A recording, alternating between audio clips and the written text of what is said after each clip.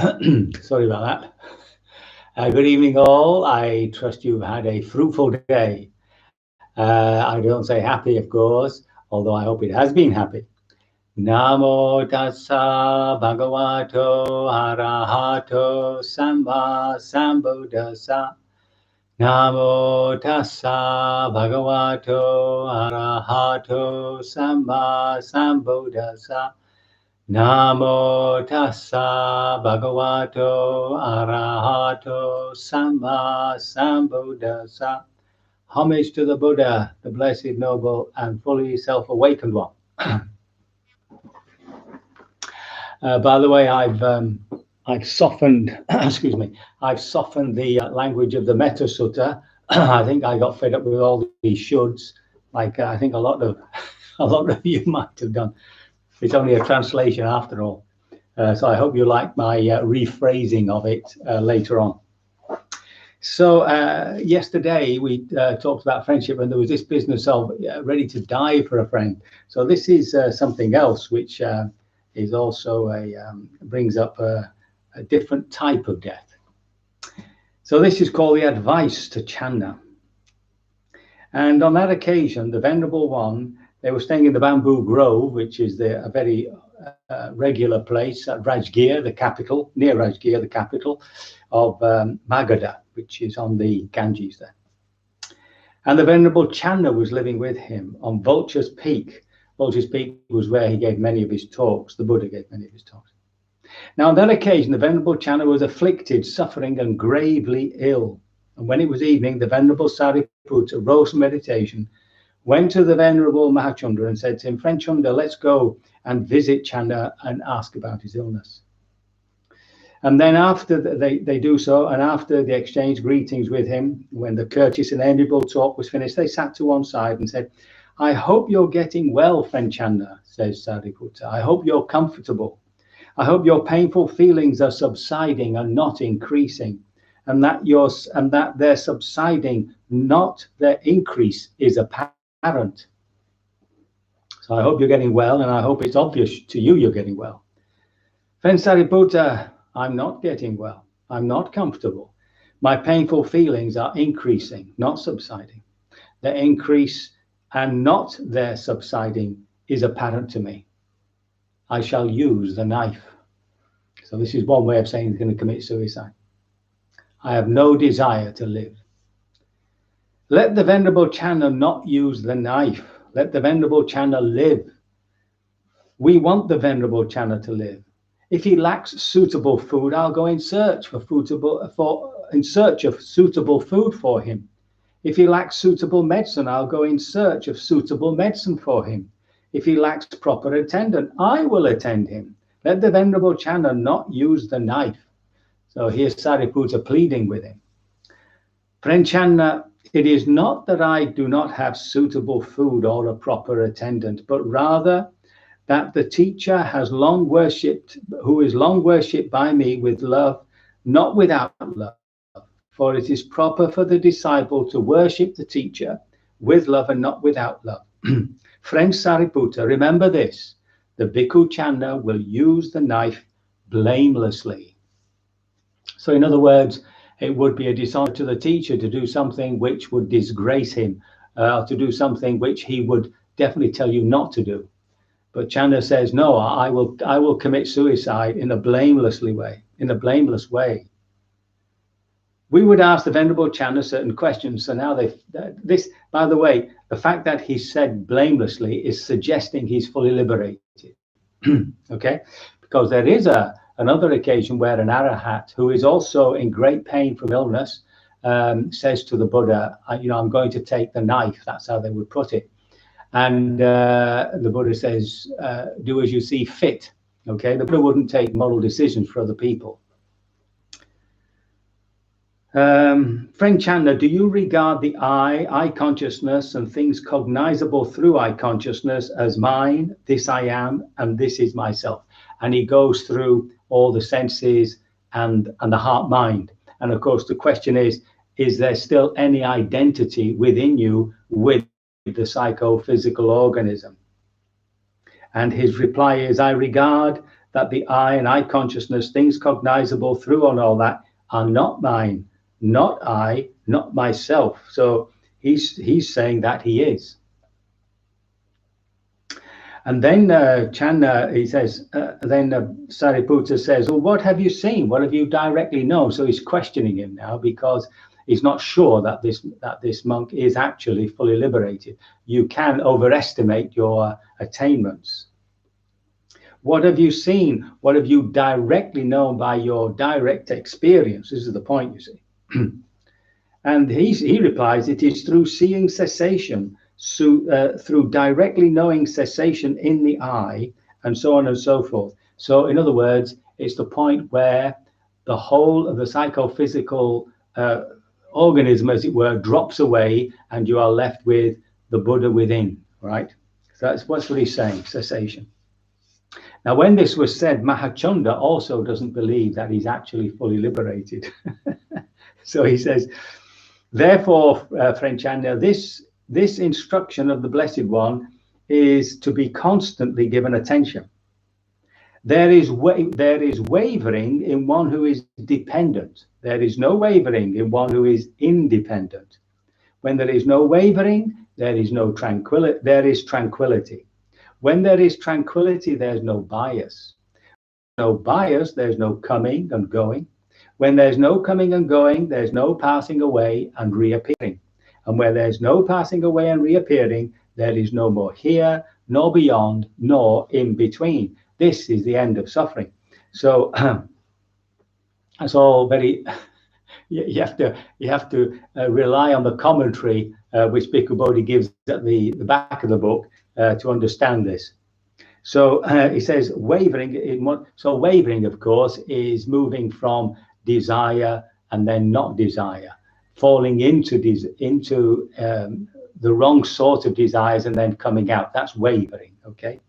But somebody who's fully liberated doesn't waver. There's no of that wrong desire left in them. Now, when of course there's no wavering, there's absolute tranquility. There's no restlessness in the system. And when there's tranquility, that also means that there's no view or opinion of I'm right and everybody else is wrong. There's no ego there. There's no sense of pride. Now, when there's no sense of pride and there's no self, then of course there's no coming and going. That's just another way of saying rebirth, right? Coming from one birth and going again. And when there's no rebirth, there's no passing away and reappearing. That's just another way of saying it. And when there's no passing away and reappearing, then there is no here, no beyond, or in between. In other words, you're transcendent of all the phenomenal and physical world, right? And that, of course, is the Buddha. And this is the end of suffering. Then when Venerable Sariputta and Verachanda had advised this Venerable Channa, thus they rose from their seats and went away. Soon after they'd gone, the Venerable Channa used the knife. Then Venerable Sariputta went to the Blessed One, paying homage to him, sat to one side. Venerable Sir, the Venerable Channa has used the knife. What is his destination? What is his future course? So the Buddha was able to see where people were born. That was one of his clairvoyance abilities once he was liberated, that he could actually see where people were moving from realm to realm and so on. Sariputta, didn't the Bhikkhu Channa declare to you his blamelessness? So in other words, the Buddha is saying, well, didn't he say he was blameless? So he must be an arahat. Now, there's a bit of confusion there because it's understood that in the discourses that it was during the moment that he was dying, when he realized what his rebirth would be because of this act, that he actually, should we say, liberated himself from that desire and became an arahat. And then there's some ill report about Channa. So, Venerable Sir, there's a Vajjian village called Pubajira. And there the Venerable Channa had families that were friends, families that were his intimates, and families that were blameworthy. In other words, they're doing naughty things. And there's a suggestion that he was far too intimate with them, that he hadn't actually let go of the household life, of the sensual life.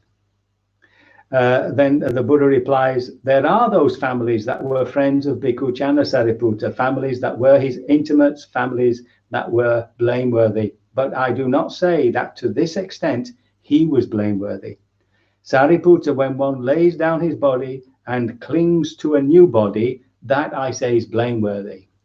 Now, in other words, if somebody kills themselves for wrong reasons, or commits suicide for wrong reasons, then of course they will be reborn, and that would be blameworthy.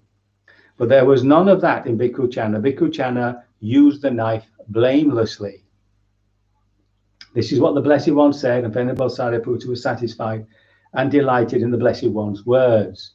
So this brings up the whole discussion around suicide. And whether there are any occasions when it would be right to take your own life. As you know, Buddhist culture is not so hard on suicide. In Christian and the Abrahamic religion culture, of course, you go to hell forever or worse. But suicide, say in Japan, when you do something wrong to the samurai code. You would, of course, put the sword into your stomach and draw it across. That was seppuku. In Roman times, the losing general would fall upon his sword. That was probably an easy way to go, because the victorious general wouldn't treat him very well. There is, of course, the women in Hinduism throwing themselves on the pyre of their husband as a manifestation of love. I mean, that's what it's meant to be. Sati, but it's also called sati, by the way. And there's also, if you remember that, you might be old enough to remember the Vietnamese monk who set fire to himself during the Vietnamese War as a protest, and that was quite remarkable. You can probably see it still on YouTube, where the flames are engulfing, and as his body leans to the left, his hand goes out ever so gently to right himself up, and of course he eventually burns to death. It's a remarkable thing. So there's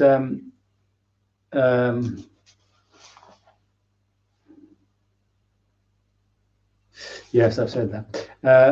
There was a case at the Vihara when I was there with my teacher, Dr. Evtadama, and a man used to visit us who really had a constant desire to commit suicide, and he used to carry a rope in the boot of his car, believe it or not.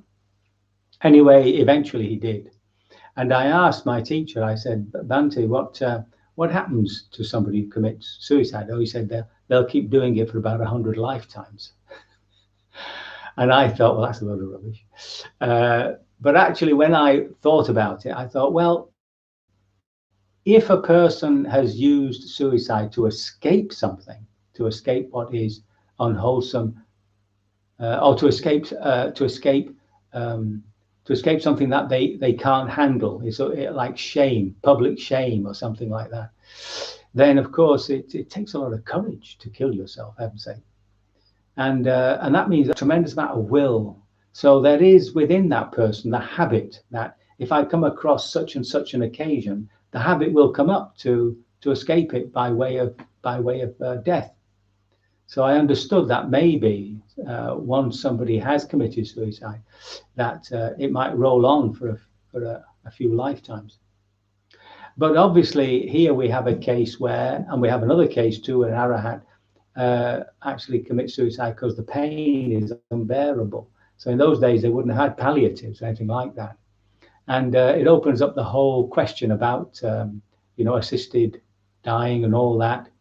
And it's a question fraught with all sorts of arguments and all sorts of stuff. One hopes for oneself that one is never put in a position where you feel you have to, bring your own life to an end. It's not the best way to go. But taking the Buddha's stance that it's all to do with intention. Why are you wanting to end your life? And there are certain illnesses which even today they don't have palliatives for, which are just unbearable in their suffering. And so one has to have a certain understanding about that. And maybe that person, in, so we say, relieving themselves of that pain, actually find insight. So this is a case where that happens. So it doesn't have this terrible thing about it, suicide in Buddhist culture. So anyway, some thoughts to go by. If you go on to the Buddhist journal, the Buddhist Ethical Journal, there's a big discussion there, especially with a man called Damien Keown, who's written an excellent book on Buddhist ethics. So I think that's enough for the evening, and we can begin our practice.